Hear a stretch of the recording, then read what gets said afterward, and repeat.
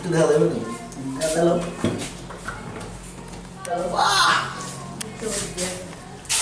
ভারতীয় জনতা পার্টির সদর গ্রামীণ জেলার পক্ষ থেকে সাংবাদিক বন্ধুদের আমরা ডেকেছি এখানে। আমাদের কেন্দ্রীয় সরকার 2021-22 সালের যে বাজেট পেশ করেছে, সেই জনমুখী জনকল্যাণকর বাজেটকে উপলক্ষ করে সরকারকে ধন্যবাদ জানাতে আমরা আপনাদেরকে ডেকেছি। আপনাদের মাধ্যমে সারা রাজ্যের মানুষ, এবং এই বাজেটের মধ্যে সবথেকে বড় ব্যাপার হলো 6টা বিষয়ের উপর জোর দেওয়া হয়েছে, 6টা সাবজেক্টের উপর। এর মধ্যে লক্ষণীয় ব্যাপার যেটা, স্বাস্থ্য খাতে 137% বরাদ্দ বৃদ্ধি হয়েছে।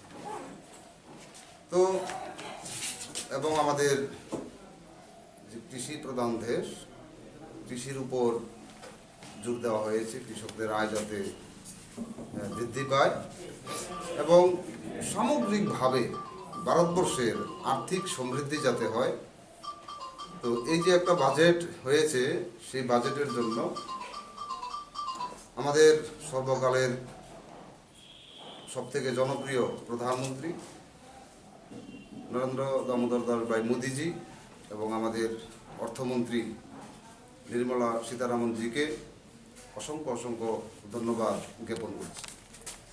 তো এই প্রসঙ্গে আলোচনা করার জন্য আমি অনুরোধ রাখবো আমাদের প্রদেশ কমিটির মুখপাত্র, আমাদের এখন স্বদেশী ভাবনা নিয়ে এই দেশকে স্বাবলম্বী। আপনারা গতকালকে যদি আপনারা বেশ খবর টবর একটু দেখেন, সেখানে দেখবেন এই টুইটার নিয়ে ঝামেলা চলছিল।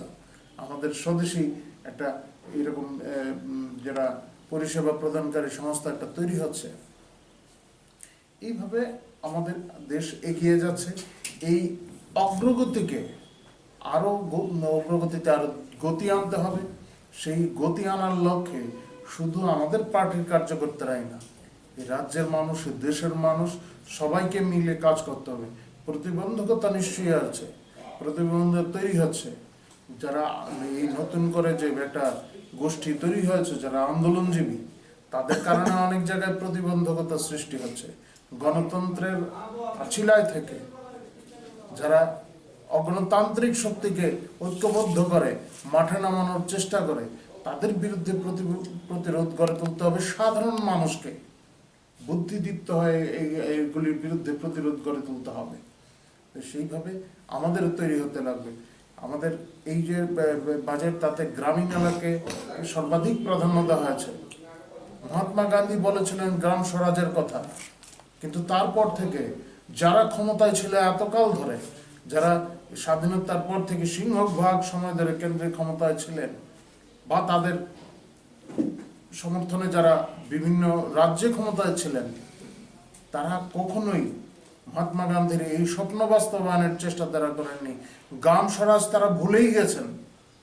এখন নতুন করে সেই বিষয়ে গুরুত্ব দেওয়া হচ্ছে। বাজেটের বিভিন্ন অংশে এই সমস্ত বিষয়গুলো, আত্মনির্ভর ভারত, গ্রামীণ এলাকার মানুষ যদি স্বাবলম্বী হয়, একটা গ্রাম যদি স্বনির্ভর হয়, তখন গ্রাম থেকে শহরে মানুষ এসে ভিড় করবে না, কাজের জন্য ভিড় করবে না। কৃষিক্ষেত্রে মানুষ যদি উপযুক্ত ব্যবস্থা পায়, উপযুক্ত বন্দোবস্ত যদি তার কৃষিক্ষেত্রে হয়, তাহলে কেন হবে না? এতকাল ধরে এই দেশে স্বাধীনতার পরেও কৃষকরা আর্থিক স্বাধীনতা পায়নি, মজুতদারদের নিয়ন্ত্রণে থাকতো। বাজার বা মন্ডি যেটা বলা হয়, বিভিন্ন দেশে বিভিন্ন রাজ্যে মন্ডি ব্যবস্থা আছে, সেখানে কারা নিয়ন্ত্রণ করত? এই যে নাসিকের পেঁয়াজ আপনারাও খান, এ রাজ্যের মানুষ নাসিকের পেঁয়াজ খায়, 50-এর নিচে দামই আসে। কিন্তু যারা এই পেঁয়াজ উৎপাদন করে, তারা 5 টাকা দরে বিক্রি করে। 5 টাকা যখন খুব ভালো অবস্থা থাকে তখন, আর আমাদের এখানে 50 টাকা। তারা যদি সরাসরি ত্রিপুরায় বিক্রি করতে আসে, সেখানে অসুবিধাটা কোথায়? তাদের হাতেই যদি বাজার নিয়ন্ত্রণ করার ব্যবস্থা থাকে, কৃষক যদি নিজেরাই বাজার নিয়ন্ত্রণ করতে পারেন, তাতে অসুবিধাটা কোথায়? অসুবিধা হচ্ছে তাদের যারা এই কৃষকের অর্থ শুষে নিত এবং এই শোষকদের দ্বারা বিভিন্ন রাজনৈতিক নেতারা তাদের আঁখড়ে ঘুচাতেন, রাজনৈতিক কর্মকাণ্ড পরিচালনা করতেন, তাদের সমস্যা হচ্ছে। সেই জন্য এই আইনের বিরুদ্ধে বিভিন্ন স্থানে সমস্যা তৈরি করা হচ্ছে। এই রাজ্যেও চেষ্টা হয়েছে, কিন্তু সফল হয়নি। এই রাজ্যের মানুষ যথেষ্ট সচেতন, এই রাজ্যের কৃষকরাও সচেতন, তাই তারা এর পাশে যাননি। নানাভাবে সমস্যা তৈরির চেষ্টা হচ্ছে সারা দেশে। এটা হচ্ছে প্রতিবন্ধকতা। ভারতীয় জনতা পার্টির সরকার কেন্দ্রেও আছে, রাজ্যেও আছে। এই রাজ্যে ভারতীয় জনতা পার্টির সরকার আসার পরেই প্রথম সহায়ক মূল্যে ধান কেনা শুরু হয়েছে। এটা হচ্ছে আমাদের কোন মুখ্য বিষয় না, একটা আনুষঙ্গিক বিষয়। ভারতীয় জনতা পার্টি শুধু ক্ষমতা দখলের লড়াইয়ে আছে এরকমটা ভাবা ভুল। আমরা শুধু ক্ষমতা দখল করার জন্য নই, আর যদি আমরা সরকার গঠন, ক্ষমতা দখল এগুলির দিকে দৃষ্টি দিতাম, তাহলে এই স্বাধীনতার পর থেকে এই সিংহভাগ সময় ধরে তো আমরা বিরোধী দলেই ছিলাম। আমরা সেই ধরনের নীতি আমরাও নিতে পারতাম যদি আমাদের ক্ষমতা দখল করতে হতো। আমরা চাই সমাজ পরিবর্তন, এই সমাজের পরিবর্তনের স্বার্থে আমরা কাজ করব। আর তার আনুষঙ্গিক বিষয় হচ্ছে এই নির্বাচন যে সমস্ত বিষয়, সেগুলি সময়ে হবে। সেই নির্বাচনে আমরা অংশগ্রহণ অবশ্যই করব। রাজনৈতিক দল হিসেবে তো আমাদের করবই আমরা অংশগ্রহণ। এটা যারা করেছেন, প্রত্যেক নতুন দল গঠনের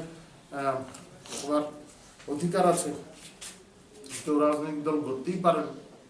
এখন কি উদ্দেশ্য নিয়ে কি করা হচ্ছে সেটা তো সময় বলবে, এবং সাফল্য সেখানে কত দূর আসবে সেটাও সময়ই বলবে। রাজনৈতিক দল গঠনের অধিকার আছে, মানুষকে সঠিক ধারায় পরিচালিত করার উদ্যোগ যে কোনোভাবেই যে কেউ নিতে পারেন গণতান্ত্রিক উপায়ে। অনগণতান্ত্রিক পথ নিলেই সেখানে সমস্যা, অন্যথায় কোনো বাধা নেই।